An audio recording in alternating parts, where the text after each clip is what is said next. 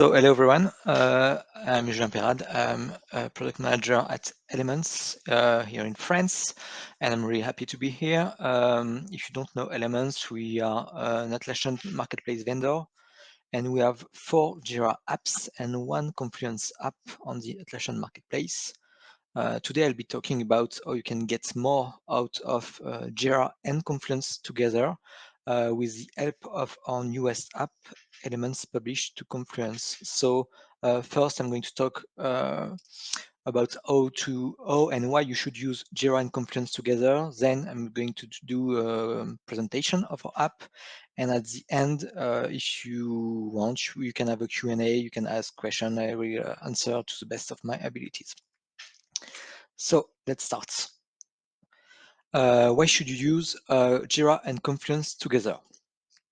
Well, first, it's very interesting because you will have all your project documentation in one place. It means that your team members won't have to search across their emails, their computer folders, their Google Drive to find what they need. You can keep and organize release notes, requirements, and code reviews directly in Confluence.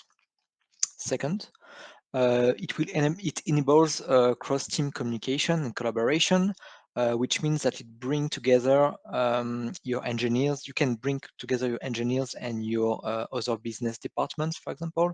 So let's say that your business stakeholders will be able to see the status of releases and get the full visibility of team progress without having to go to Jira.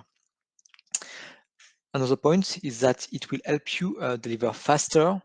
By that I mean that it will reduce wasted time and context switching when your team transition between Jira software and other resources.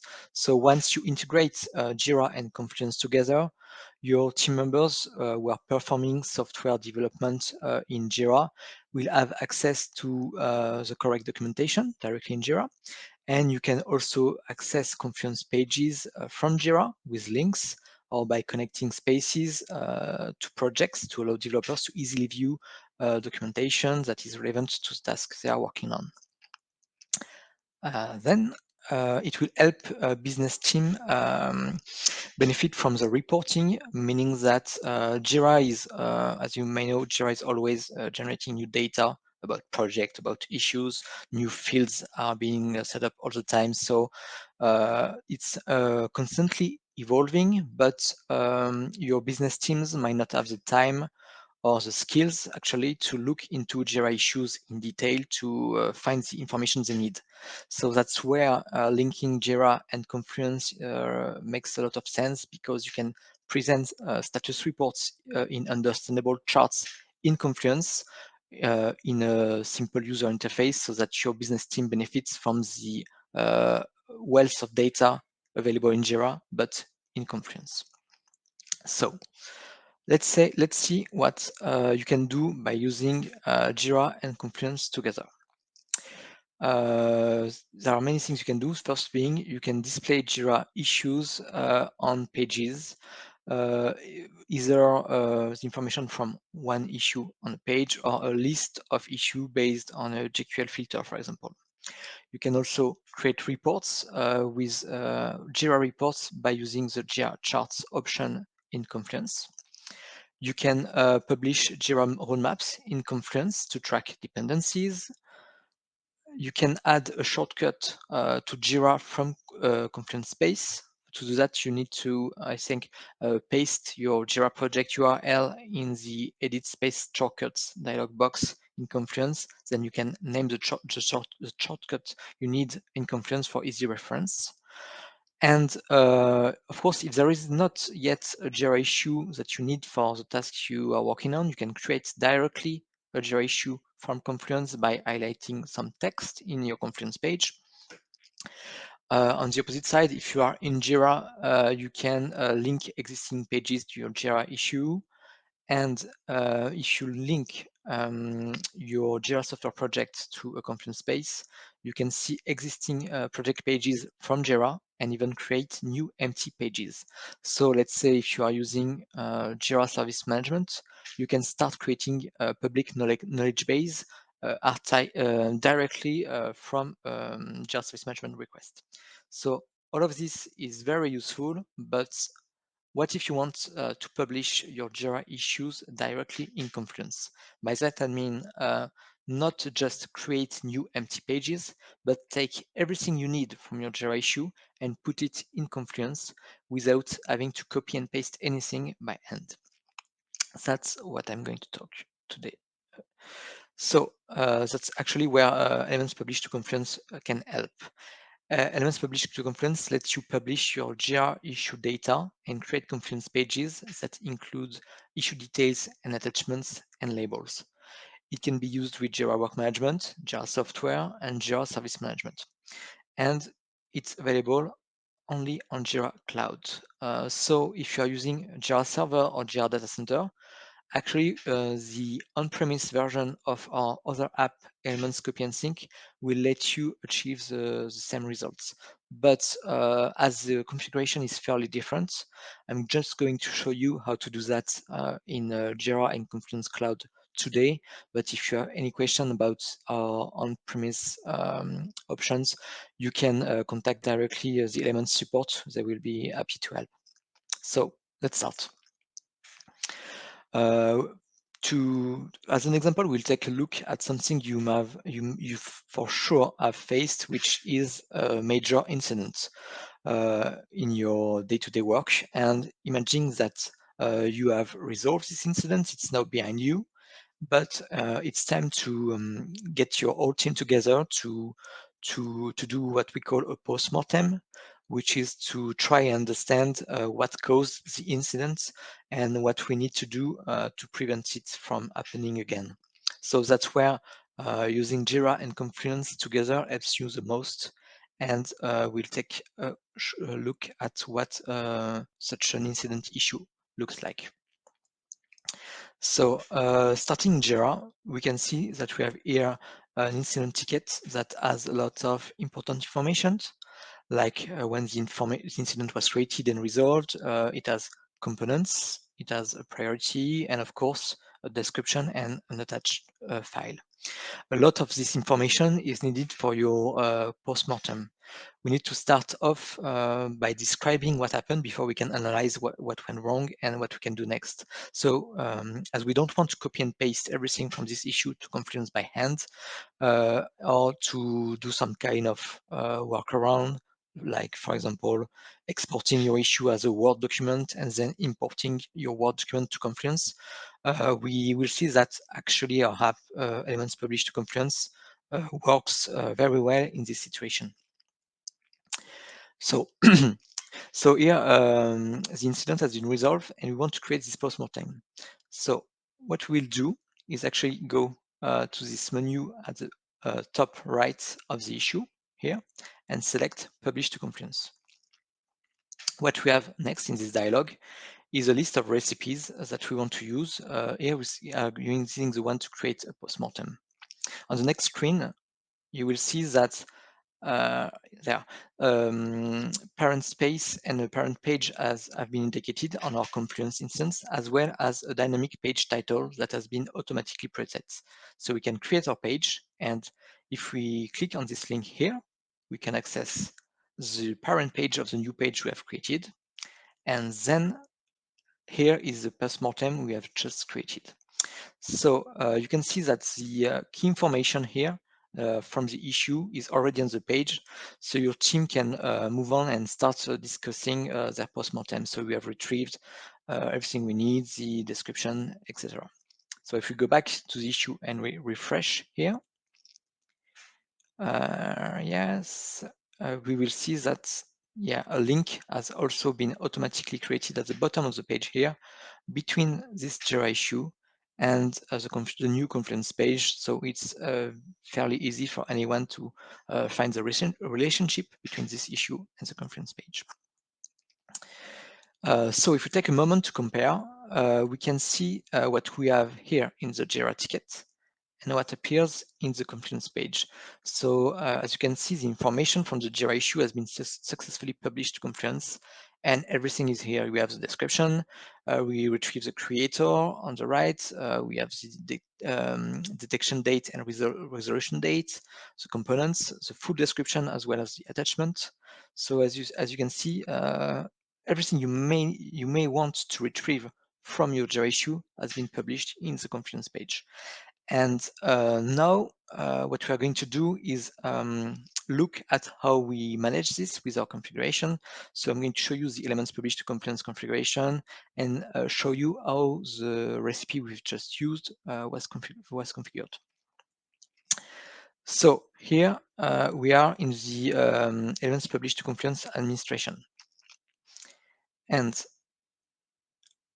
we can click here to see the list of recipes available on our instance that we have created. And this is the one we use to create a postmortem recipe. So let's open it. And the first thing we see is actually a summary of everything that's configured. So first we can see where this recipe is available. In our case, it's a project Tellurian support desk and on these issue types and status. If you need, you can also use a JQL filter to be even more precise about where the recipe is available. Underneath, we can see where the pages will be created. So in the space Tellurian and under the parent page, postmortem. If we click on each tab, then we can see the exact same thing and how it was configured. So here we can see that you can select several projects and issue types to say where the recipe will be available. And also we have here a configuration tester, which lets you see from which issues pages can be created with this recipe.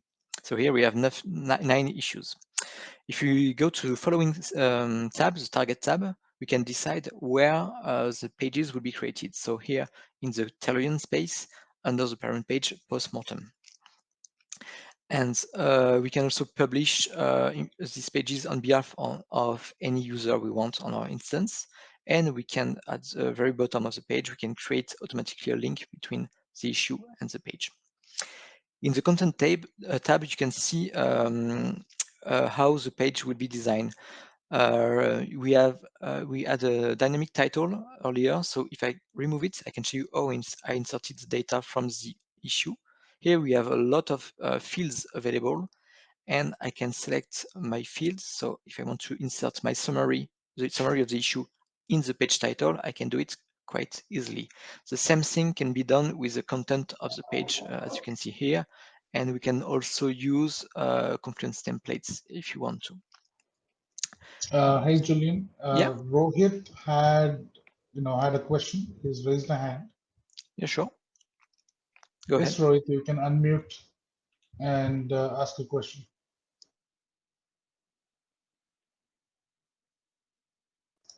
Rohit Nagar.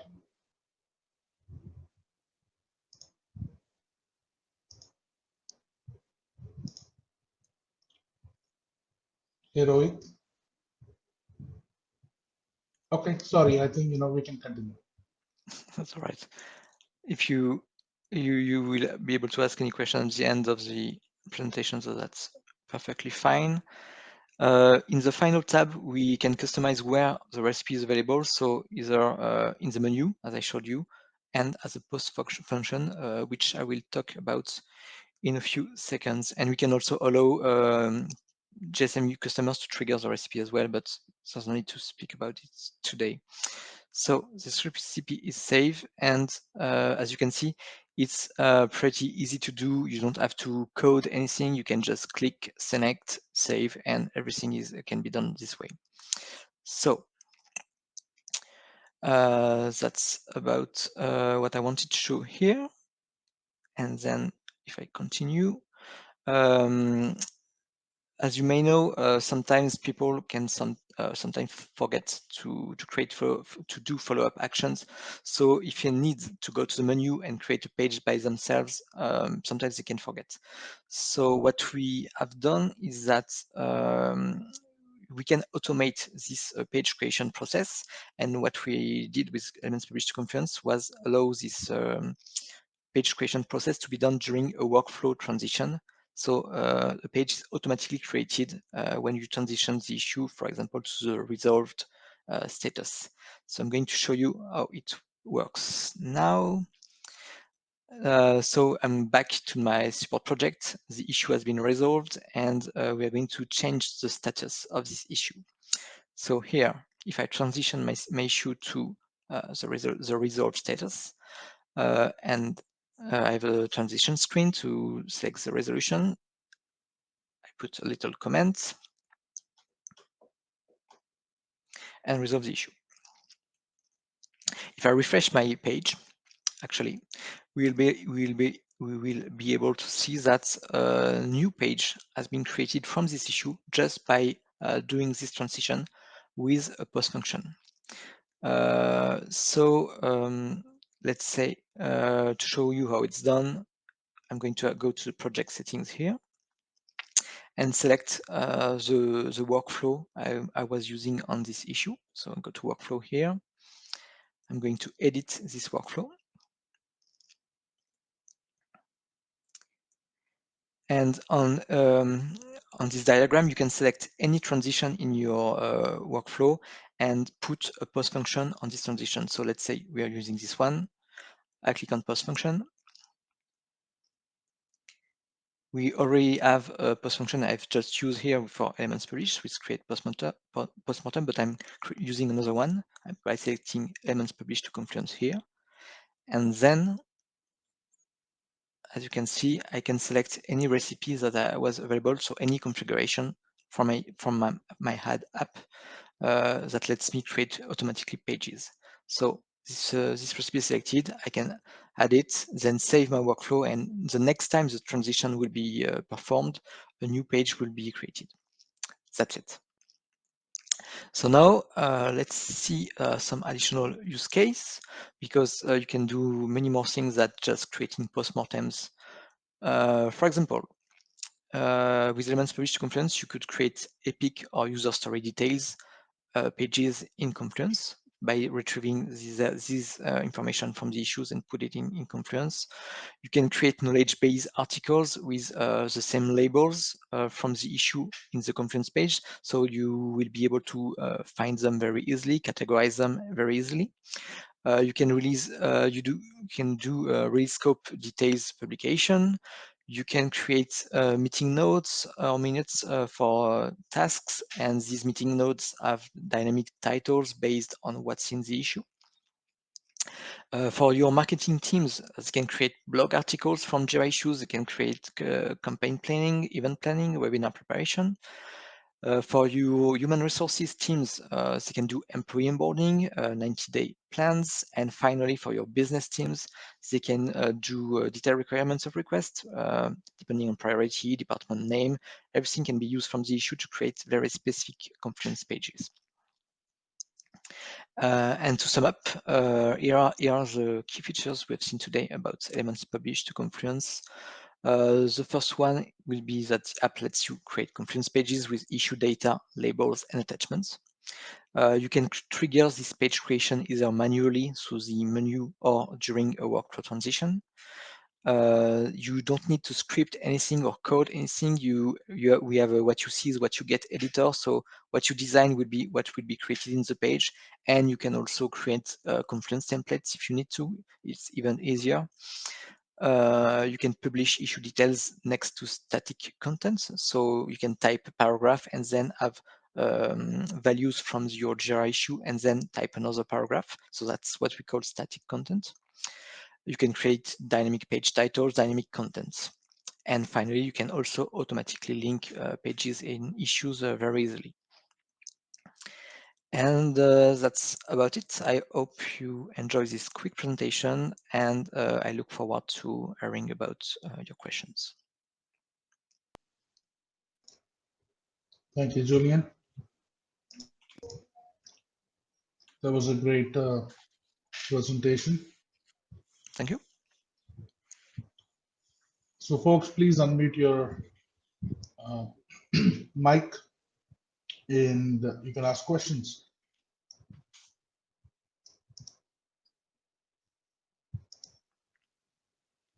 You have Julian again from Elements, who is the product manager. So this is a best opportunity to give your feedback or get your questions clarified. I know I was quite quick on certain passages, so if you need clarification or anything, I'm happy to answer.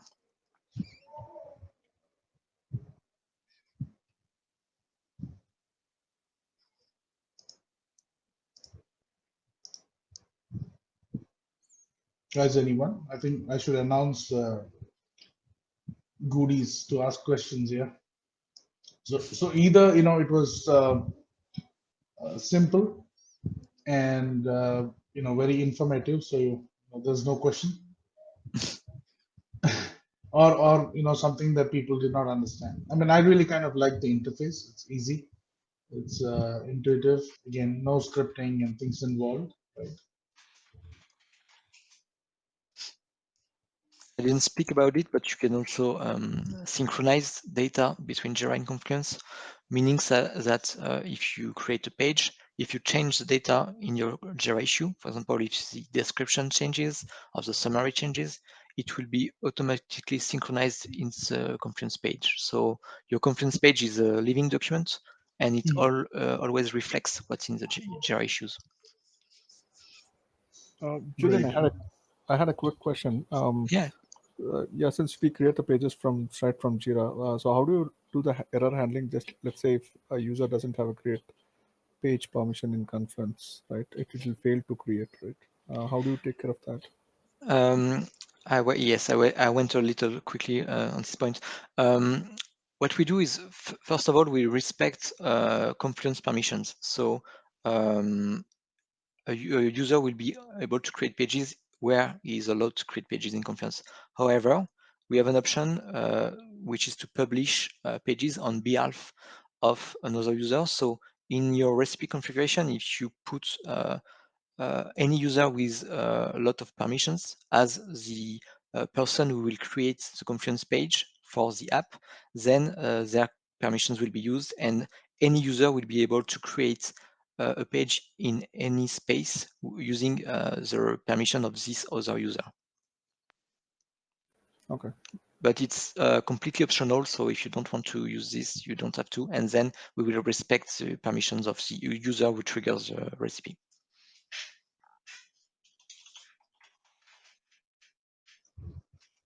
Okay, so but it will usually show as if I'm saying create as this user, right? Privileged Yeah. user.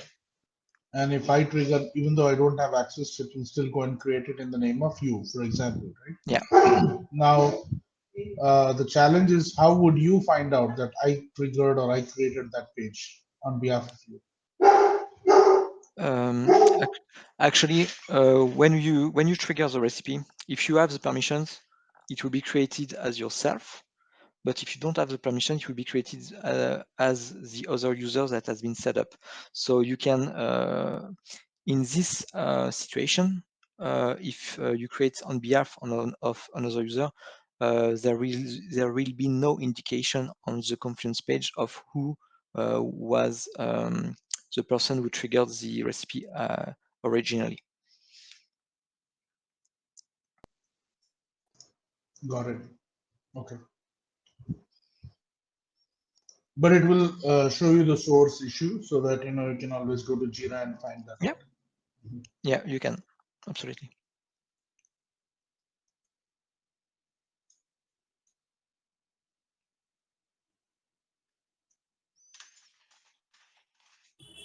Hi, Julian. I have a doubt. So you told the integration will be between the Jira and the Confluence, right? Yeah. So is there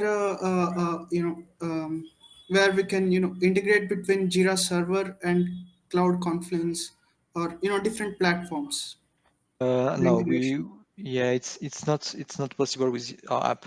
Our limitation is that your Jira Cloud and Confluence Cloud have to be on the same site actually. So the same .atlassian.net URL. Okay. You cannot even create in other Organization. instances. Oh, that is possible. Like, for example, we have, site.1.atlassian.net and site2.atlassian.net. Is that Yeah. integration, can that be done, or is that a limit? It's not currently possible because it's not something actually that has been requested so far by our users. But if a significant amount of user starts asking for this feature, we will be able to do it without too much difficulty, I think. Yeah, but it's not possible currently. Cool. Thank you.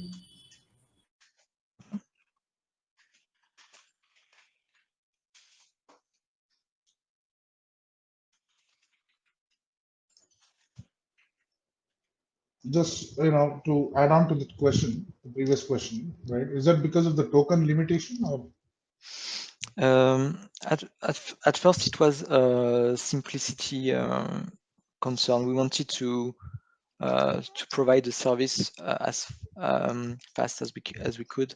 So we didn't want to have security considerations when you're working with another instance.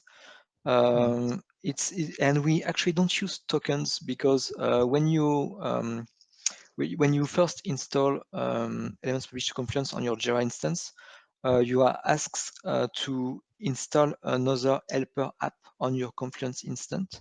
The other app is completely free. It just helps to create the link between Jira and Confluence and allow Jira to create Confluence pages, basically.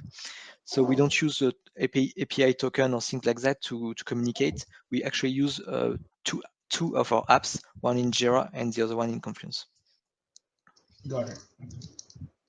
And that's why I was saying that it may not be too difficult to allow page creation between different cloud instances, because let's say if we authorize the installation of the helper app on any Confluence cloud, maybe you can communicate this way without having to take API token into consideration. Got it. Thank you.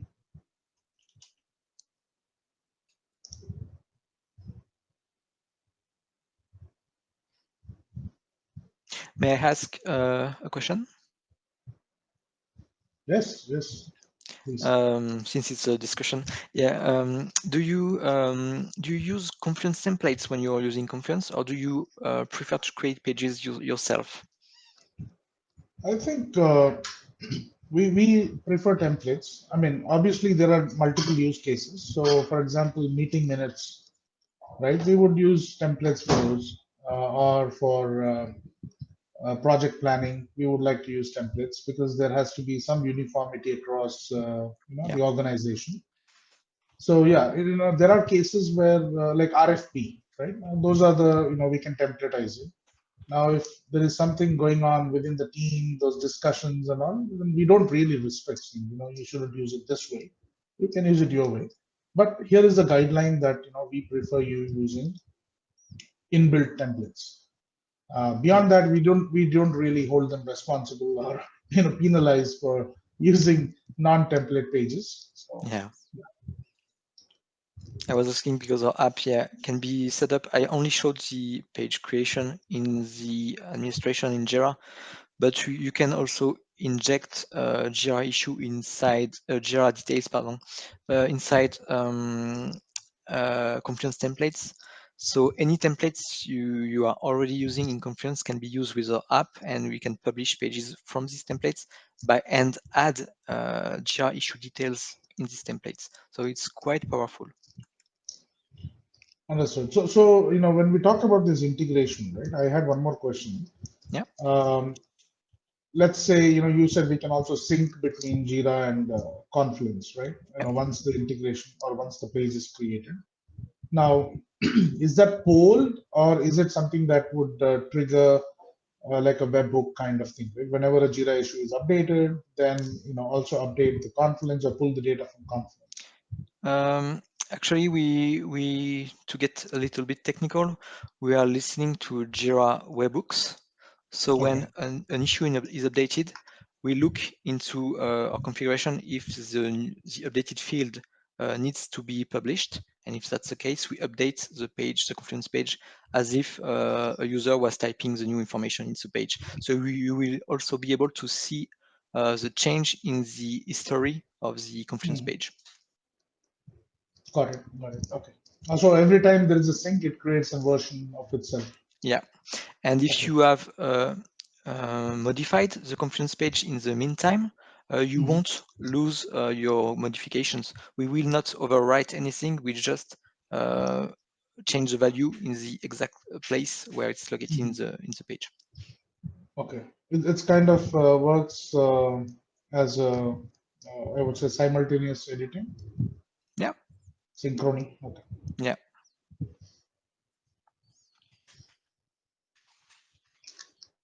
I mean, the chances are very slim, that you At the same time, maybe yeah. 1 in 1,000, you might encounter this, so maybe 1 in 10,000, but still a probability. It can happen, but I haven't witnessed it so far. True. All right, any questions, guys? If none have a question, then I would let me just check the chat panel if there is any. Okay, I don't see any questions there. So if none have a question, I would now go to the end of this session, where I would like to first thank Julian for his time and for his presentation, and also Element App, for coming and contributing to the community. And also I would like to thank all people who have taken out their time and joined this informative session.